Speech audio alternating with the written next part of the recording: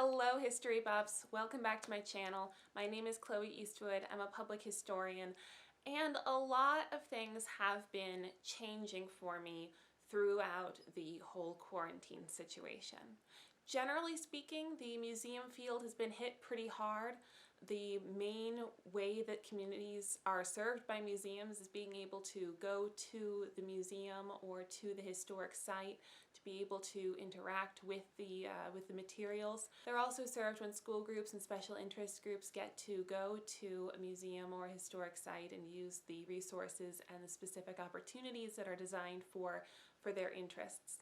Now, what a lot of museums have been doing, and I think they've been doing a great job of this lately, is digitizing things really quickly, putting things up online, creating new digital ways to interact with the museum content, and bringing speakers and different programming onto the internet. So far, this has been pretty good, but the hit to the museum world is still felt pretty strongly. There are estimates that as many as a third of museums aren't going to be able to reopen. And this is even considering how a lot of museums or historic sites are affiliated with either a university or the state government. The thing is, right now during COVID-19, state governments and universities are also hit pretty hard, so there isn't that point of access to bail out any other cultural institution. I was a tour guide before all of this happened, and that's not a job that you can do when you can't be close to other people. Because even if I'm separate from the group, well, if I'm leading a group of 50 people, how are they going to socially distance from each other? How are they going to wait in ticket lines? I'm doing other things now. Thank goodness I was able to find employment in my field. But the other thing that's been really big for me is that I'm taking this as an opportunity to take a step back and go back to school. I started this YouTube channel at the tail end of my first master's degree, and I remember feeling a little bit cheeky calling myself a public historian before I had my master's and before I had my first big public history job. Now, I wouldn't call myself a teacher yet, but I am going back for a master's in teaching, which is very exciting. I have been studying my heart out in order to learn everything that I can about psychology, about pedagogy, about cognitive science. I've been learning so much new stuff. But the really big and interesting thing for me has been considering all the ways to teach history to high schoolers. Adolescence is such an interesting period of brain development and of developed understanding of how the world works and the systems that make it up. I really want to be able to have really good conversations with kids and get them engaged in learning about history. So while I have not left the museum field by any stretch of the imagination, I'm actually more museum oriented now than I was before all of this happened. So while I'm not leaving museums, I am sort of refocusing a little bit my training into the history teacher sphere of things. Now, there are a lot of reasons why I want to be a teacher. One of them is the fact that when I was a tour guide, I would only ever be able to talk with a group of people for half an hour, 60 minutes.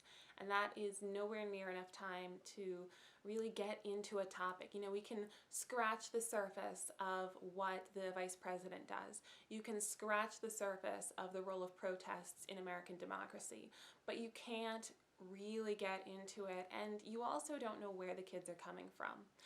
I mean, geographically, yes, you know that they're 8th graders from Ohio, but what I'm saying is you don't know what they spent the rest of their curriculum working on, and you don't know how to build off of that information. Now, these are some really important factors that I would be able to build off of and create something really interesting if I was a teacher.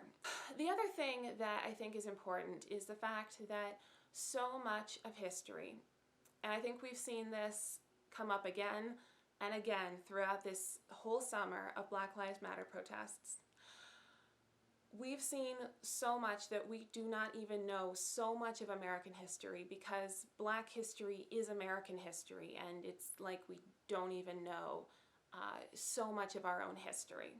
It's like we've focused so much on the white perspective that it does us as Americans a disservice. And I didn't notice this when I was a student.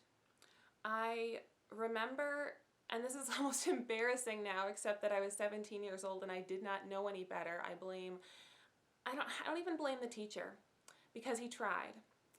I was in a world history class and we were learning a lot of great man history. That's very traditional, very Rankian.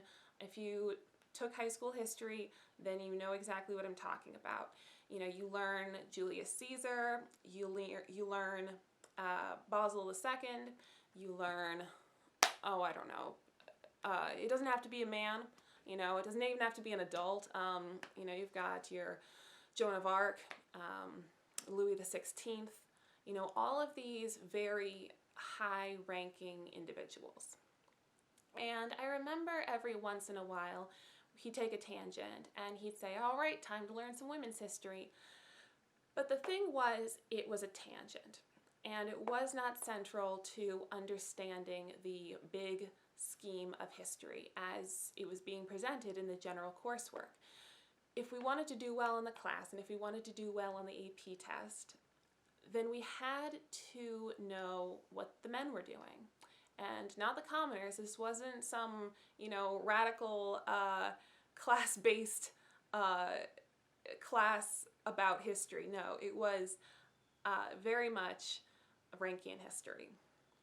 But I remember having this prejudice and having this thought that, like, I'm going to study history in college and I'm not going to waste my time with all of these tangents. And that's what I thought of them. And I loved history.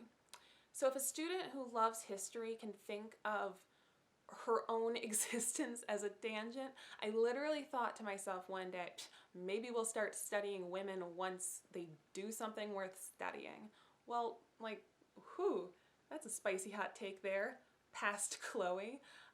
I don't agree with that anymore. Actually, this is a good place to throw in the difference between women's history and feminist history. Women's history being like Rankian history, where you just look at the Dolly Madisons and the Joan of Arcs and everybody who was Sacagawea, all of the women who did something great in their lifetime, something extraordinary, Harriet Beecher Stowe. Then you've got feminist history. And feminist history looks at the story of the world a little bit differently. Feminist history takes into account the fact that women have been systemically disadvantaged.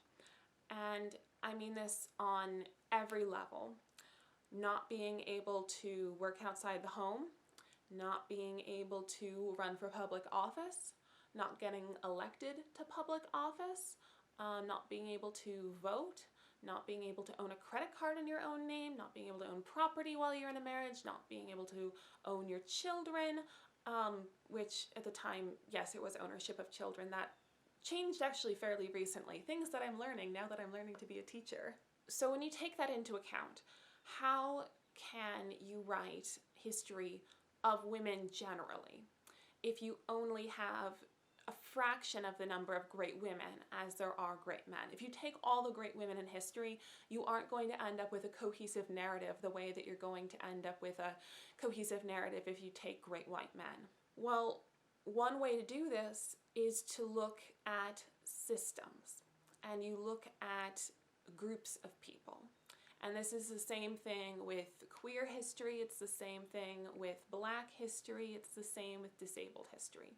You have to look at groups of people rather than individuals. Because if you look at individuals, well, first off, if you check out the Archival Silences video that nobody watched, then you'll see that there are very few records in some groups, sometimes because they don't read and write, sometimes because the things that they did produce weren't saved, sometimes because what was saved was not archived, and sometimes because what was archived was not retrieved by historians and no history were written about them. So there are certain silences there, and those silences are more prevalent when you get more and more disadvantaged. So when we're talking about feminist history as compared to women's history, as compared to traditional Rankian history, there's going to be different levels of centralization. And I got to thinking as I'm putting together different lesson plans for assignments that I'm doing for my master's and then lesson plans for when I'm teaching, I'm thinking through how do I explain this to children and to teenagers? And it's hard because I know what I was like as a teenager, and I know even with wanting to know history and wanting to learn, I know what I was like and what kind of prejudices I had. I wanted to know history, and I didn't even want to know women's history. I liked history, and I didn't care about huge subcategories of history. I didn't know where the scholarship was because I'd only ever read textbooks. And that's where my kids are going to be coming from. They'll have only read textbooks. So how do I make a very diverse history interesting to them? I think that my teacher back in high school had it right. It is important to teach the history of everybody. And that's very important. I think it might be a little bit hard when you're trying to teach world history, all of the just all the history. I think that's going to be really hard. He had his work cut out for him. But I think that there's a way to do it. And the way to do it, the way I'm looking at it, history is the study of change over time. Things change for reasons. Things change because technology advances. Things change because borders are redrawn. Things change because a ruler dies. Things change because a new philosophy was developed. And things change because sometimes the system doesn't work for people. And that's what I think my angle is going to have to be.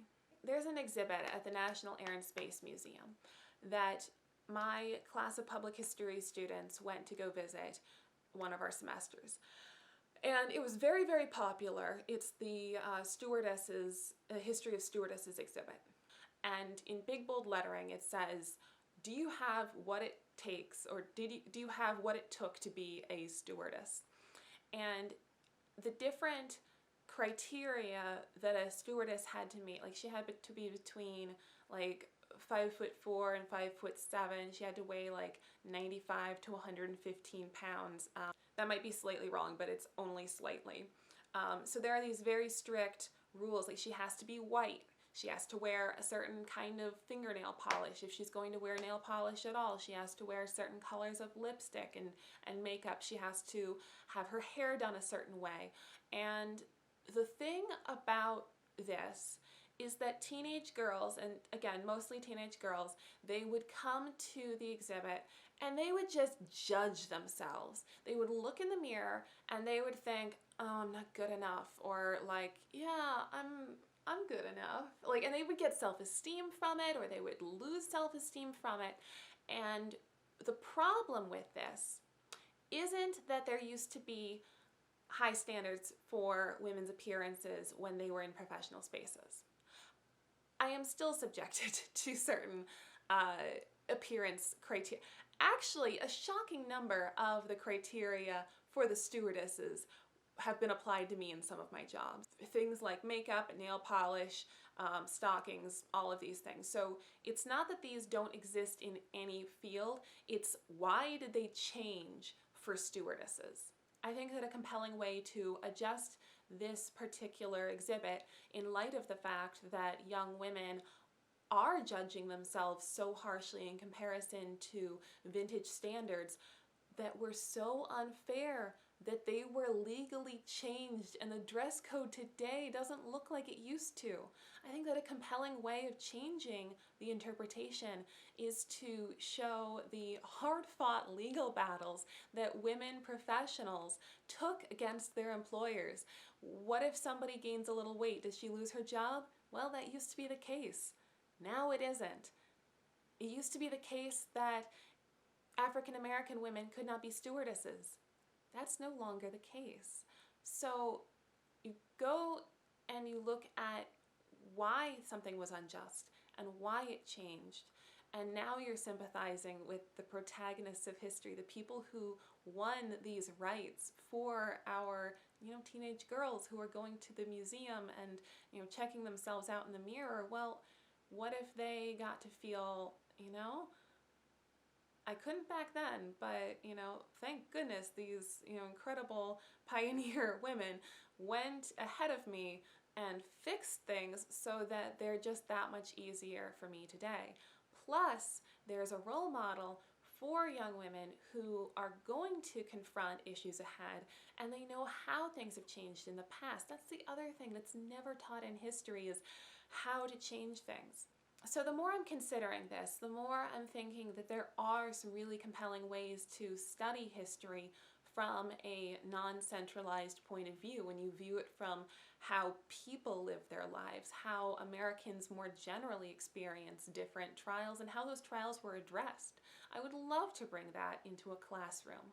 Let me know down in the comments below what the best and the worst thing about your high school history class was, and until next time, make history.